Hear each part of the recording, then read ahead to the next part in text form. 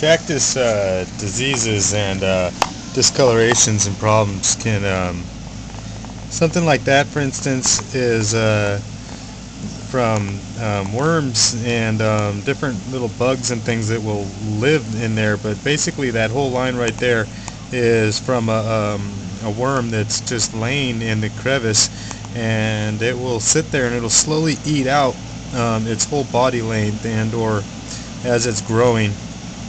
And so if you see something like that, you know that you've got infestations of different bugs and stuff. Another example is little black marks like that are not sunburn or viruses or rot or mold. They're a direct result of bug bites. And what happens is the bugs chow on the flesh indefinitely for like a long time. It doesn't really bother it, so they just keep messing around, and over time it causes little boils, and they open up the surface, and it causes a raw flesh, and then the cells of the plant grow back over it just like our tissue would, and it's a form of a scab, but then they keep chewing on it, so it basically kind of rots there. But it's basically as is. It's more like a mole, and it looks bad, so you can do two things. You can cut it off and scrape clean the surface clean just like you would any other kind of rot, and let it dry, or you can leave it alone, and chances are really good that if you take care of your bugs or whatever might have caused it, that this is really not a big deal, and just looks bad, and it'll harden up, and they'll either fall off like scabs, because that's basically what these are, or blisters, and it's not endemic to the rest of the plant, and in that sense it is more like a sunburn, but think about it more like a scab. It's a wound to the plant, and that's its way of healing, and it will eventually grow past those will dry out, and it'll either shed those off, or they'll be easier to pick off as a hard scab.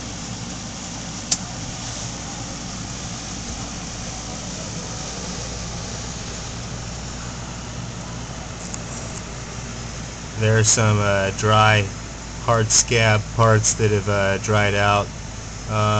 It aesthetically looks bad, so that's your choice how to deal with it. Other scabs are like that, and they're hard white, and those right there are more of a growth and actually a different type of product altogether. And that right there is more endemic to a virus. It's more of a parasite that is living off of the plant. It's a scale, and you could cut that off, and once again you're going to have a big clean area, and then you're going to have to keep that clean. It's not going to kill the plant. Once again, it just looks bad. Then you've got other things that, depending on how you take care of your plants, they can just get a lot of holes and stuff in them from poking each other, and that'll cause discoloration and basically ugliness in the plant, and that's kind of what our focus is right now. You see that hole right there is a direct result from what's called a feeding tube. And the core is basically the very middle of a cactus. It's that round hard circle right there. But every single cactus that grows has a main root.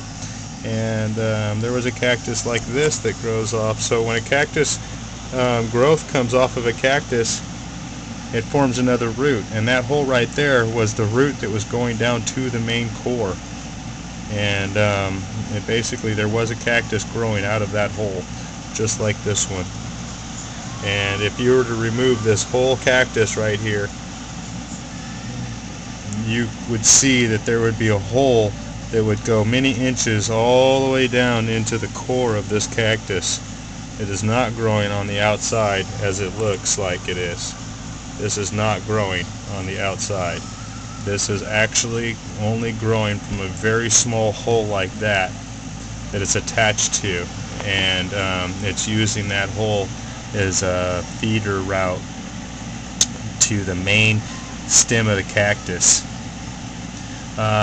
Another thing that bugs can do, and or irrigated soil and bad soil, is called cryostat, which cactuses form bizarre forms and change shapes that are abnormal. And in this case right here, this cactus has been cut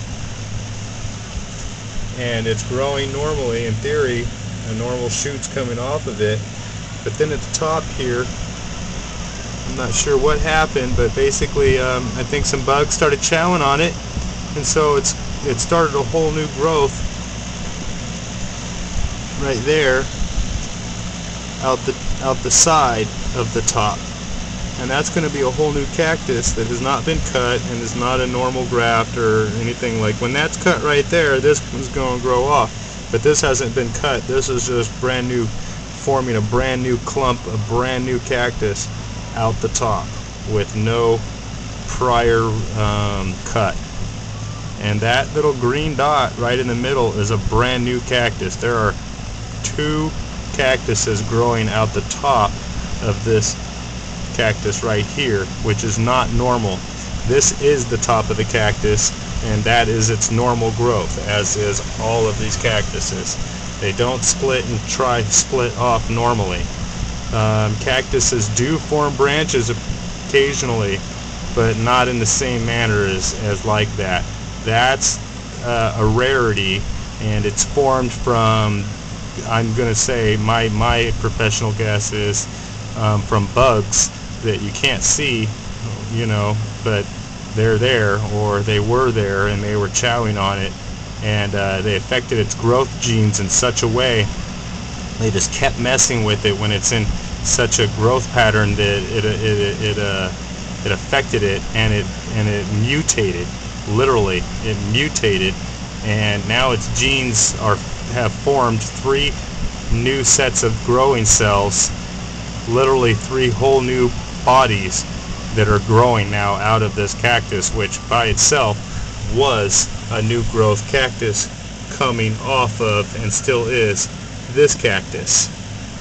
So this cactus, the whole cactus, is a hybrid and a rarity by itself. Two cactuses that were then flowered, and pollens were mixed in order to form a standardized 3rd cactus that was grown consecutively, concurrently, either or, to be able to produce viral seed and or a stable form cactus, in theory, which is what this is. And now this is acting bizarrely, to say the least. So there you go.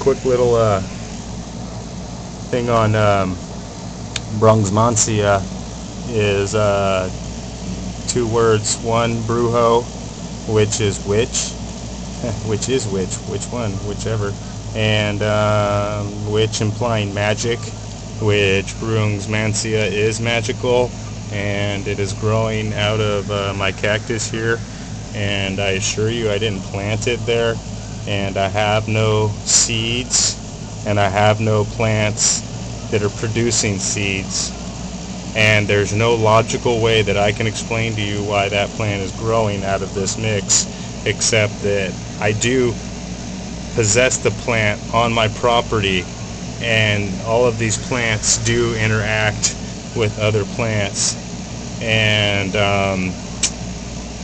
I still say it's pretty magical. There's just no way.